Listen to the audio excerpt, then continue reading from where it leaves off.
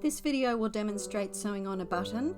I'm sewing this button onto the front of a Christmas decoration, but the same method is used to sew a button onto a shirt. This button has got 4 holes, which is pretty common. So I'm going to sew using a cross. I'm starting at the front of the fabric to hide the knot under the button. In the case of this decoration, I could just start at the back because no one will ever see the back. But usually when I sew buttons onto garments, I like to hide the knots, so I often do it under the button. So I'm going first diagonally across in one direction and then across in the other, just from the back up to the front.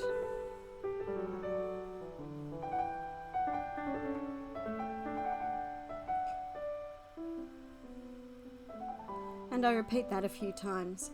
You might notice sometimes on clothing that when there's 4 holes in the button, the stitching is done going across in 2 small straight lines that don't cross.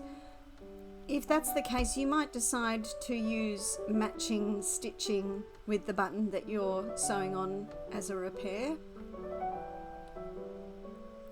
I'm also using red thread here.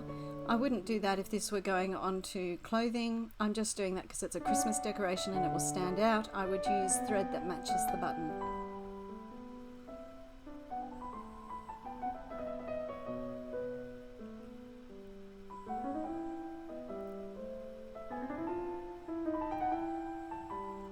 If my thread were thinner, I might go across a few more times. Now I'm going to knot this at the back. Again, this is hidden once this item is finished, so I can do that, but I could knot it underneath the button if I wanted to have a very clean back.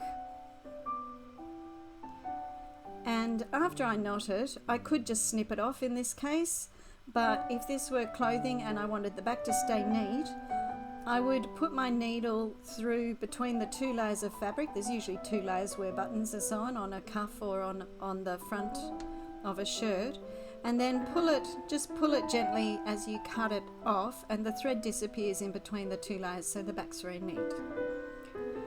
Okay, this is another button that's got just 2 holes, so in this case we just go back and forth. And I hid the knot right inside that Christmas decoration.